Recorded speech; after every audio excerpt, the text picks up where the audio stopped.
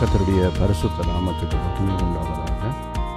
மீகா 7வது அதிகாரம் 19வது வசனம். அவர் திரும்ப நம்மேல் இறங்குவார், நம்முடைய அக்கிரமங்களை அடக்கி நம்முடைய பாவங்களை எல்லாம் சமுத்திரத்தின் ஆழங்களில் போட்டு விடுவார். இங்கே பார்க்கிறோம், கர்த்தர் இரக்கமுள்ள தேவனாக இருக்கிறார். ஒரு எப்பொழுதுமே இரக்கமுள்ள தேவனாக இருக்கிறார் என்று நாங்கள் வேதத்திலே பார்க்கிறோம்.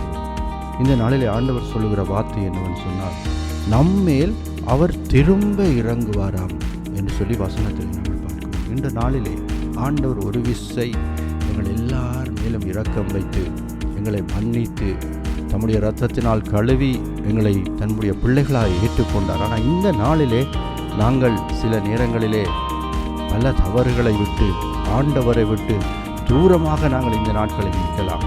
இனி நான் என்ன செய்ய முடியும், இனி எப்படி நான் ஆண்டவருடைய சமூகத்துக்கு போக முடியும் என்று ஏக்கத்தோடு கவலையோடு ஏங்கிக் கொண்டிருக்கிற தேவ பிள்ளையே, ஆண்டவர் சொல்லுகிறார், நான் இரக்கமுள்ள தேவன், நான் மீண்டும் உங்களுக்கு இறங்குவேன் என்று சொல்லி உங்கள் அக்கிரமங்களை எல்லாம் நான் மன்னிப்பேன், உங்கள் பாவங்களை எல்லாம் மன்னிப்பேன், இந்த உங்களுடைய பாவங்களை எல்லாவற்றையும் சமுத்திரத்தின் ஆழத்திலே நான் எறிந்து விடுவேன் என்று சொல்லி ஆண்டவர் இங்கே வாக்கு பண்ணுகிறார். இந்த நாளிலே அப்படிப்பட்ட சூழலில் இருக்கிற தேவ பிள்ளைகளே, இனி நான் என்ன செய்வேன், இவ்வளவு பாவம் என்னில் நிறைந்திருக்கிறதே, நான் பாவத்தோடு நீ ஆண்டோட சமூகத்துக்கு எப்படி போவேன் என்று ஏக்கத்தோடும் கலக்கத்தோடும் என்ன செய்வதென்று முடிவெடுக்க முடியாமல் இருக்கிற பிள்ளைகளை பார்த்து ஆண்டவர் சொல்கிறார், நீ என்னிடத்தில் வா, நான் உனக்கு இறங்குவேன் என்று ஆண்டவர் வாக்கு பண்ணுகிறார்.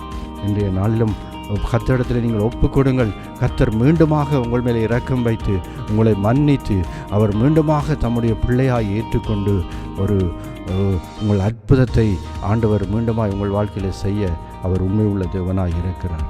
அன்பின் பரலோக தகப்பனே, இந்த நேரத்துக்காக நன்றி அப்பா. இந்த வேளையிலே அப்பா தகப்பனே, நான் பாவம் செய்துவிட்டேனே என்று சொல்லி ஆண்டவரே என்ன செய்வதென்று முடிவெடுக்க முடியாமல் ஆண்டவரை திணறிக் கொண்டிருக்கிற பிள்ளைகள் இந்த நாளில் உம்முடைய சமூகத்தில் வருகிற பொழுது ஒவ்வொருவரை நீர் இரக்கமுள்ள தேவனாக இருந்து அவர்களை மன்னித்து அவர்கள் பாவங்கள் எல்லாவற்றையும் விட்டு விலகவும் ஆண்டவரே, அவர் பாவங்கள் எல்லாம் நீர் ஆண்டவரே சமுத்திரத்தின் ஆழத்திலே போடுகிறீர் அப்பா. அதற்காக உங்களுக்கு நன்றி. இப்படியாக அவர்களை இன்னுமாய் பரிசுத்தப்படுத்தி உடைய பிள்ளைகளாய் மாற்றிக்கொள்ளும். இயேசு கிறிஸ்துவின் நாமத்தில் ஜெபிக்கிறேன், ஜீவனுள்ள நல்ல பிதாவே, ஆமென்.